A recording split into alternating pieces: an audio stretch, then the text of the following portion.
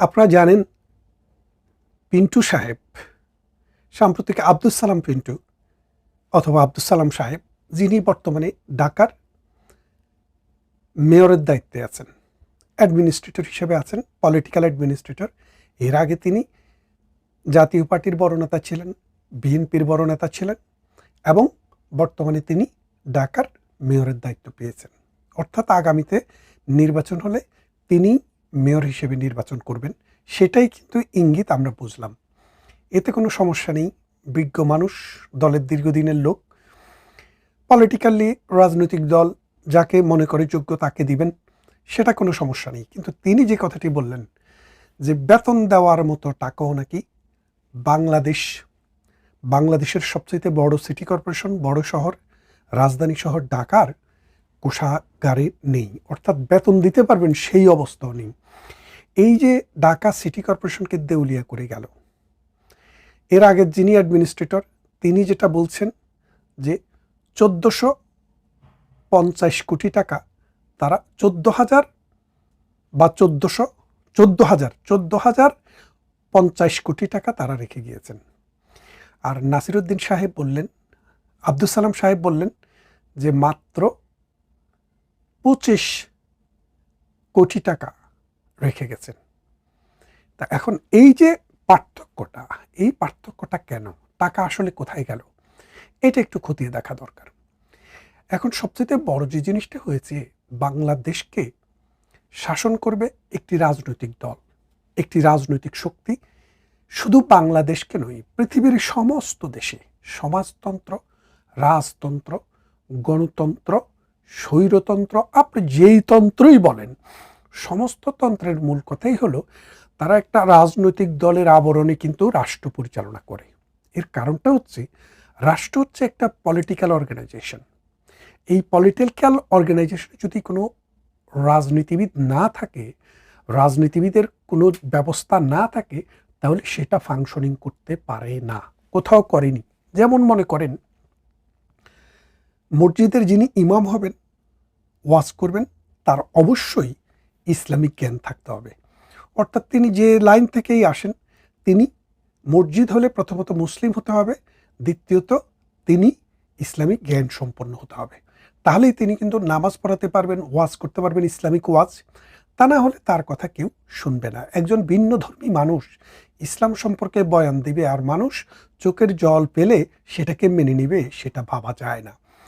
তো ঠিক তেমনি পৃথিবীর যে কোনো দেশ লং রানে শাসন করবে রাজনীতিবিদেরা। রাজনীতিবিদদের দোষ থাকবে, রাজনীতিবিদদের গুণ থাকবে, রাজনীতিবিদ আসবে, রাজনীতিবিদ যাবে, কিন্তু রাষ্ট্র তার জায়গায় থাকবে। এটাকে রাজনীতি দিয়েই মোকাবেলা করতে হবে। কিন্তু গেলবারে কি হলো যে ডক্টর ইউনূস যখন ক্ষমতায় আসলেন, তিনি মনে করলেন যে তিনি দেশের মালিক হয়ে গেছেন।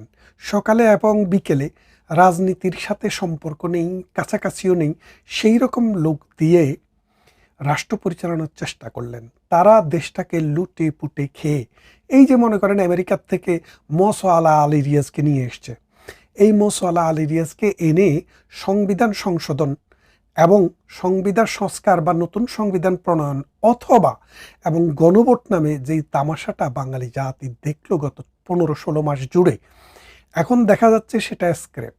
অর্থাৎ সেটার কোনো ভ্যালু আইনত নেই, জনগণের কাছে নেই, এবং হিস্ট্রিক্যালিও এটার কোনো ভ্যালু কখনো থাকবে না। আপনারা জানেন সাম্প্রতিক সময়ে কোর্টে এটা চ্যালেঞ্জ হয়েছে। কোর্টে যখন কোনো বিষয় চ্যালেঞ্জ হয়, কোর্ট প্রাইমারিলি দুইটা জিনিস দেখে। প্রথমত দেখে যে প্রসিডিউরালি এটা রাইট আছে কিনা, অর্থাৎ একটা সাংবিধানিক ইস্যু এখানে জড়িত আছে কিনা। যদি সেটা থাকে তাহলে তারা প্রথমত এই রিটটি গ্রহণ করে। গ্রহণ করার পরে তারা প্রাইমারিলি প্রাইমা ফেসি আছে কিনা সেটা দেখে। সেটা দেখার পরে যদি মনে হয় যে প্রাইমা ফেসি কোনো কেস এখানে নাই, তখন সামারিলি এটাকে রিজেক্ট করে দেয়।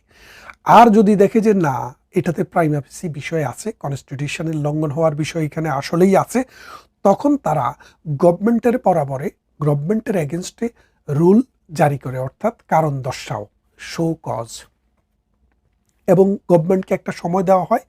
এই সময়ের ভিতরে গভর্নমেন্ট যদি সন্তোষজনক কোনো জবাব না দিতে পারে, সেই ক্ষেত্রে ওই রিটের আলোকে যেই জিনিসটাকে অবৈধ বা বাতিল বা নাল অ্যান্ড ভয়েড অথবা আলটা বায়াস, কর্তৃত্ব বহির্ভূত হিসেবে ঘোষণা করার দরকার, হাইকোর্ট সেটা করে। সেটার বিরুদ্ধে যারা ক্রুদ্ধ সংক্রুদ্ধ তারা সুপ্রিম কোর্ট পর্যন্ত যেতে পারে।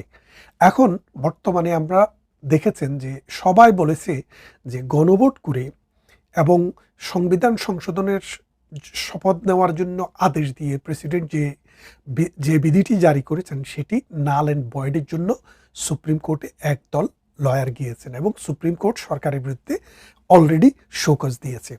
আলটিমেটলি যারা সাধারণত অল্প বোঝে তারাও জানে যে এটা সংবিধানের সাথে সাংঘর্ষিক। এখন কেউ কেউ বলছে জুলাই আন্দোলন যেহেতু একটা বিশেষ আন্দোলন, সেই আন্দোলনের স্পিরিট হিসেবে এটা থাকা দরকার। কিন্তু ভাই, আন্দোলনের স্পিরিটের শপথ তো আপনারা নেননি। আপনি ডক্টর ইউনূসের শপথটি দেখেন, উনি সংবিধানকে সমুন্নত রাখার শপথ নিয়েছিলেন এবং সংবিধানকে সমুন্নত রাখার শপথ নিয়ে ডক্টর ইউনূস, ডক্টর আসিফ নজরুল গংরা সংবিধানকে ভুলণ্ঠিত করেছে এবং এই সংবিধানকেই রেপ করেছে। এখন এর জন্য এদের বিচার এই জমিনে হতে হবে, টুডে অর টুমরো। দ্বিতীয় কথাটি হলো, আমি যেটি দিয়ে শুরু করেছিলাম যে অর্থনীতি, বাংলাদেশের অর্থনীতিকে যেখানে মনে করেন যে সরকার যারা চালাবেন লং টার্ম, তারা নীতি নির্ধারণী সিদ্ধান্ত নেবেন, সিদ্ধান্ত নিয়ে কার কাছ থেকে বিমান কিনবেন, কার কাছ থেকে সেতু তৈরি করার জন্য জিনিসপত্র কিনবেন, কার কাছ থেকে লোন নেবেন, বাংলাদেশের কাকে কি দিবেন না দিবেন সেটা তারা নির্ধারণ করবে। কিন্তু যারা উড়ে এসে জুড়ে বসেছে, যারা নিজেকে জীবনে একবার ওই ক্ষমতার স্বাদ পাওয়ার জন্য বসেছে, তারা যখন বিমান কেনার জন্য, বিদেশি রাষ্ট্রের সাথে চুক্তি করার জন্য, বন্দর দিয়ে দেওয়ার জন্য, করিডোর দিয়ে দেওয়ার জন্য চেষ্টা করে, তখন বুঝতে হবে তাদের ভেতরে, তাদের মাথায় আসলে সত্যিকার অর্থে কোনো বুথ চেপেছে। সেই বুথ এখন বাংলাদেশের অর্থনীতিকে শূন্য করে দিয়েছে। ডক্টর ইউনূসের 17 মাস সময়ে পৃথিবীর কোনো দেশটি থেকে একটি পয়সাও বিনিয়োগ আসেনি। লক্ষ লক্ষ ফ্যাক্টরি বন্ধ হয়ে গিয়েছে, অসংখ্য লক্ষ লক্ষ ফ্যাক্টরির শ্রমিকের কাজ চলে গিয়েছে, লক্ষ লক্ষ ফ্যাক্টরি বন্ধ হয়নি। আসলে আমাদের লক্ষ লক্ষ ফ্যাক্টরি নাইও, হাজার হাজার শ্রমিক, লক্ষ লক্ষ শ্রমিক ফ্যাক্টরিতে কাজ করে, তাদের অসংখ্য মানুষের চাকরি চলে গেছে। প্রাইভেট উদ্যোগে, অর্থাৎ ব্যক্তিগত উদ্যোগে যে শিল্প প্রতিষ্ঠান গড়ে উঠে অথবা নতুন করে কোনো কর্মসংস্থান সৃষ্টি হয়, এই 17 মাসে সেটিও হওয়ার সুযোগ হয়নি। উপরন্ত বাংলাদেশের যে রুল অফ ল, অর্থাৎ আইনের শাসন, 53 বছরের যেটুক তৈরি হয়েছিল সেটুককেও তারা মব নামের তাদের কথিত এই পেশার গ্রুপ দিয়ে ধ্বংস করে দিয়েছে। সুপ্রিম কোর্টের জাস্টিসরা বলতে শুনেছি, পত্রিকায় এসছে যে আমরা ভয় পাচ্ছি। ডিস্ট্রিক্ট ম্যাজিস্ট্রেট, তারপরে জুডিশিয়াল ম্যাজিস্ট্রেট, তারা বলছেন আমরা ভয় পাচ্ছি, যার জন্য আমরা কোনো রুল দিতে পারছি না। লক্ষ লক্ষ মানুষের নামে গায়েবী মামলা, মিথ্যা মামলা দিয়ে হয়রানিমূলকভাবে ঘুষ আদায় করা হচ্ছিল। তো এইরকম অবস্থায় বর্তমান প্রধানমন্ত্রী তারেক রহমান ক্ষমতায় এসছেন। তো ক্ষমতা আসার পরে জনগণের যে আকাঙ্ক্ষা, জনগণের যে আশা, সেটা পূরণ এখন তিনি করতে চাইবেন। কিন্তু কি দিয়ে পূরণ করবেন? আমাদের যে বিদেশে যে আমাদের গার্মেন্টস ম্যানুফ্যাকচারিং যায় আমেরিকার সাথে নানান ঝামেলায়, আমাদের যে গার্মেন্টস থেকে যে প্রোডাকশন আসবে সেটাও খুব খারাপ অবস্থায় আছে।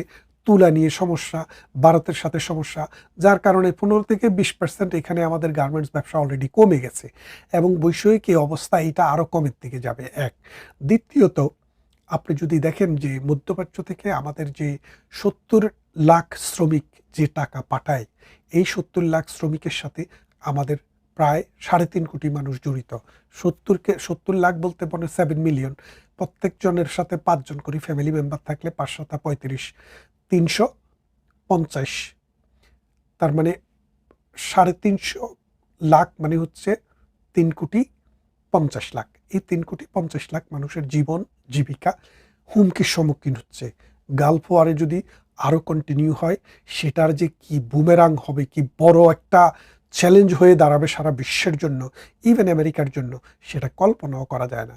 তাই এমতো অবস্থায় যে আগামী দিনগুলোতে শুধু ঢাকা শহর নয়, ঢাকা সিটি কর্পোরেশন নয়, চিটাগং সিটি কর্পোরেশন, রাজশাহী, খুলনা, বরিশাল, সিলেট, যেই সব সিটি কর্পোরেশনে রয়েছে সবার অবস্থাই কিন্তু খারাপ। এর ফলে বাংলাদেশের উন্নয়ন, বাংলাদেশের যে অগ্রযাত্রা, সেটা সত্যিকার অর্থেই একটা চ্যালেঞ্জের মুখে পড়েছে। এবং এই ডক্টর ইউনূসের সরকার, যিনি বলছিলেন যে সারা পৃথিবীতে আমরা যাব না, পৃথিবীর মানুষ আমাদের কাছে আসবে। এখন পৃথিবীর মানুষ আমাদের কাছে আসা তো দূরের কথা, পৃথিবীর মানুষ এখন আমাদেরকে আর রাষ্ট্র হিসেবেই কনসিডার করছে না। কেউ আমাদের এখানে ইনভেস্ট করছে না, কেউ আমাদেরকে লোন দিচ্ছে না, কেউ আমাদের এখানে কোনো প্রজেক্টকে অ্যাপ্রুভ করছে না, আমাদের থেকে কিনছে না, বিক্রিও করছে না। এমতো অবস্থায় তিনি একে একে অনেকগুলো চুক্তি করে গেলেন আমেরিকার সাথে, যে তুলা কিনতে হবে শুধু আমেরিকা থেকে। এখন আপনি বোঝেন, আমেরিকার দামি তুলা যদি কিনে যদি আমাদের গার্মেন্ট ম্যানুফ্যাকচারিংকে ব্যবহার করতে হয়, তাহলে বাংলাদেশের গার্মেন্টসের যে পোশাক, সেটার দাম 20 ভাগ বেড়ে যাবে। এবং আরও কিছু বিষয় আছে যে আপনি এই আমেরিকা যাদেরকে চায় না, তাদের কাছ থেকে কোনো কিছু কিনতে পারবেন না, তাদের সাথে চুক্তি করতে পারবেন না। সেই ক্ষেত্রে চায়না হচ্ছে আমেরিকার ডাইরেক্ট শত্রু। এখন চায়নার সাথে যদি আমরা কর্মকাণ্ড না করতে পারি, ব্যবসা বাণিজ্য না করতে পারি, তাহলে আলটিমেটলি বিষয়টা কোথায় গিয়ে দাঁড়াচ্ছে? অর্থাৎ আপনি বাধ্য হয়ে চায়নার বিকল্প জায়গা খুঁজবেন। চায়নার বিকল্প কোথায়? ভারত। তো ভারতের সাথে তো বাংলাদেশের সম্পর্ক ভালো না, তাহলে কোথায়? ভিয়েতনাম। ভিয়েতনামও তো উন্নয়নশীল দেশ। সেই ক্ষেত্রে আপনি কানাডা, অস্ট্রেলিয়া, নিউজিল্যান্ড এরকম কোনো দেশ যদি খুঁজতে যান, যেখানেই যাবেন তাদের জীবনের মান উন্নত এবং শ্রমিকের মজুরি বেশি, যার জন্য ওদের প্রোডাক্টের দামও বেশি। তাহলে আমরা সত্যিকার অর্থেই কিন্তু একটা বিপদের মধ্যে আছি। তারপরে দেখেন যে আমাদের আমেরিকা থেকে মানে 14টি বোয়িং নাকি কি কেনার জন্য, বিমান কেনার জন্য চুক্তি করে বসে আছেন। এই যে 14টি বিমান কেনার মতো অর্থনৈতিক অবস্থা বাংলাদেশের এই মুহূর্তে আছে কিনা? যদি না থাকে, সেই টাকা কে দিবে? সেই টাকার সুদ কারা দিবে? এবং সেই টাকা এই চুক্তি করার জন্য কত টাকা ঘুষ লেনদেন হয়েছে, সেটাও একটু ভেবে দেখা দরকার। ঢাকা সিটি কর্পোরেশনে একদিকে টাকা নেই, আরেকদিকে 14,000 কোটি টাকার কাজের অর্ডার দিয়ে বসে আছেন, কার্য আদেশ দিয়ে বসে আছেন। এই টাকা কোত্থেকে আসবে? এই কার্য আদেশ দেওয়ার পিছনে, একটা কার্য আদেশের পিছনে কোটি কোটি টাকা ঘুষ গ্রহণ করা হয়েছে। এখন এই অবস্থায় দেশ, সমাজ, রাষ্ট্র কোথায় যাবে? এবং এই সমাজকে, এই রাষ্ট্রকে আমরা কিভাবে রক্ষা করব, সেটা একটা বড় প্রশ্ন। বিএনপি সরকার দীর্ঘ 17 বছর পর বিএনপি ক্ষমতায় এসছে, একটা রাজনৈতিক দলের সরকার। এখন সমস্ত বোঝা গিয়ে তাদের উপরে পড়েছে। কারণ বাংলাদেশ শেখ হাসিনা যখন ছিল, উন্নয়নের গতিতে ছিল, এবং বাংলাদেশ উন্নয়নশীল শুধু নয়, এটা মধ্য আয়ের দেশে পরিণত হয়েছিল। এখন আমাদেরকে আবার ওই নিম্ন আয়ের দেশে রূপান্তর হতে হবে। এই অবস্থায় আমরা সত্যিকারে দেখতে হবে যে ভবিষ্যতে এই রকম কোনো জঙ্গি সরকার, এই রকমের কোনো অনির্বাচিত সরকার যেন আমাদের দেশে আর না আসতে পারে। আপনি দেখেন, শেখ হাসিনা যে কথা বলেছিল যে তত্ত্বাবধায়ক সরকার ব্যবস্থার নামে এই রকম মঈনুদ্দিন, ফখরুদ্দিনেরা যেভাবে 2 বছরের জন্য ঢুকে গিয়েছিল, ভবিষ্যতে আরও কেউ 2-4 বছরের জন্য ঢুকে যেতে পারে। তার কথাটা দার্শনিক দিক থেকে যদি চিন্তা করে দেখেন, তাহলে আপনারা বুঝবেন যে সত্যিকার অর্থেই বাংলাদেশে প্রধানমন্ত্রী শেখ হাসিনা যে কথাটি ভেবেছিলেন, সেটাই কিন্তু ঘটেছে। যদি আমরা সবাই, রাজনৈতিক দলসমূহ যদি একভাবে যদি এই বিষয়টাকে গ্রহণ করতাম, তাহলে 14 সালের নির্বাচন বিএনপি বর্জন করত না। বিএনপি বর্জন না করলে 14 সালে ক্ষমতায় না যেতে পারলেও 18 সালে ক্ষমতায় যাওয়া সম্ভব ছিল।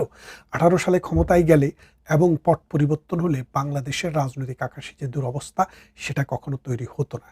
এই জিনিসগুলোকে আমরা আসলে বৈজ্ঞানিক ইস্যু নয়, এটা হচ্ছে দার্শনিক তথ্য, এটা হচ্ছে রাজনৈতিক তথ্য, বাস্তব তথ্য। এই তথ্যগুলোকে আমরা গ্রহণ না করে ইগো ধরে বসে থেকে রাজনীতিকেই শুধু ধ্বংস করিনি, দেশকেও আস্তে আস্তে ধ্বংসের কাছাকাছি নিয়ে গেছি।